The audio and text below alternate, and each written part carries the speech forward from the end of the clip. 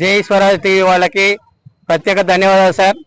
సమస్య ఎక్కడ ఉంటుందో మేము అక్కడ ఉంటామని వచ్చినందుకు ముందుగా మా సమగ్ర శిక్ష ఉద్యోగుల తరఫున మీకు ఒక ప్రత్యేక ధన్యవాదాలు తెలుపుకుంటున్నాం సార్. సార్ 2023లో సమగ్ర శిక్ష ఉద్యోగుల శిబిరాన్ని సందర్శించినటువంటి రేవంత్ రెడ్డి సార్ గారు మాకు ఒక చక్కటి విషయాన్ని చెప్పడం జరిగింది. మన ప్రభుత్వం వస్తుంది, వచ్చిన వెంటనే ఎస్ఎస్ఏ ఉద్యోగులందరినీ కూడా పర్మనెంట్ చేస్తారని మన వరంగల్ జిల్లా ఏకశిలా పార్క్ నుండి సార్ అనౌన్స్మెంట్ చేయడం జరిగింది సార్. అదే మాటని నిలబెట్టుకోవాలని రాష్ట్ర వ్యాప్తంగా కూడా ఈ రోజు ఎస్ఎస్ఏ ఉద్యోగులందరూ కూడా రోడ్డు పైకి వచ్చి సార్ మీరు ఇచ్చినటువంటి హామీని నిలబెట్టుకోండి అని చెప్పడం జరుగుతుంది సార్. రాష్ట్ర వ్యాప్తంగా ఏకశిలా పార్క్ అనేది మారుమోగిపోతుంది. ఎస్ఎస్ఏ ఉద్యోగులు ప్రతి ఒక్క రోడ్డు పైకి వచ్చేసి సార్ మీరు ఇచ్చినటువంటి మాట నిలబెట్టుకోవాలి. అంత వెల్ ఎడ్యుకేటెడ్స్ అయినటువంటి వ్యక్తులమే సార్ మేమంతా కూడా. జిల్లాలో రిక్రూట్ కాబడ్డ వాళ్ళమే అయినప్పటికీ కూడా మాకు ఈనాటికి కూడా 15-16 సంవత్సరాలు అవుతున్నా కూడా ఎవరికి కూడా ప్రభుత్వం నుండి వచ్చేటువంటి బెనిఫిట్స్ ఏవి రావట్లేదు సార్. ప్రభుత్వం రెగ్యులర్ ఉద్యోగులకు వచ్చేటువంటి అన్ని మాకు అందించాలి.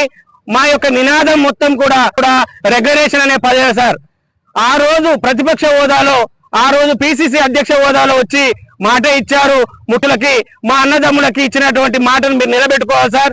సార్ ఈ రోజు కేబినెట్ మీటింగ్ జరుగుతుందని మాకు సమాచారం ఉంది సార్.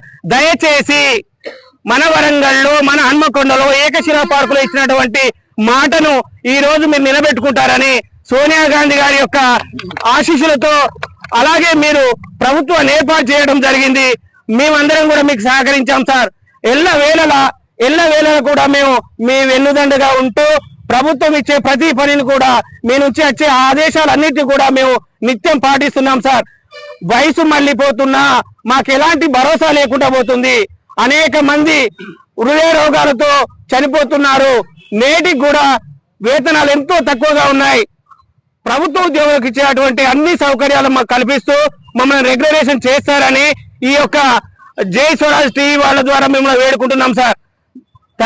మహిళా ఉద్యోగులకు ఇస్తున్నటువంటి 180 రోజుల ప్రకృతి సెలవులను కూడా మా మహిళలకు అందించాలని, వాళ్ళు అనేక కష్టాలు కోర్చుకుంటూ కూడా ప్రతి నెలలో కూడా వాళ్ళు వస్తూ పోతూ అనేక ఇబ్బందులు పడుతూ కూడా వాళ్ళ యొక్క విధులను నిర్వహిస్తున్నారు. మా ఆడపడుచులకు వెంటనే సార్ ఆ రోజు ఇచ్చిన హామీ మేరకు మీరంతా కూడా 180 డేస్ అనేటి వాళ్ళకి మంజూరు చేయాలి. అలాగే మాకు అనారోగ్య బారిన పడుతున్నాము.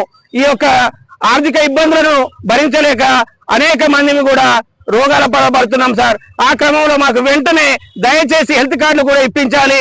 మాకు ఎలాంటి భరోసా లేని క్రమంలో మీరు ఇస్తున్నటువంటి మాట మాకు చాలా ధైర్యాన్ని ఇచ్చింది సార్. ఆ మాట నిలబెట్టుకోవాలి. నేడు జరుగుతున్న కేబినెట్ మీటింగ్ లోనే మా ఎస్ఎస్ఏ వాళ్ళని అందరినీ కూడా గుర్తించి మమ్మల్ని రెగ్యులరేషన్ చేయాలి.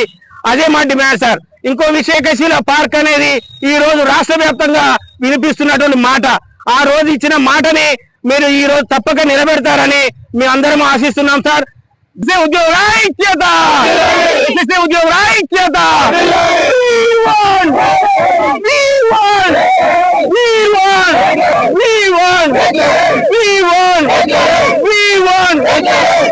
Thank you sir.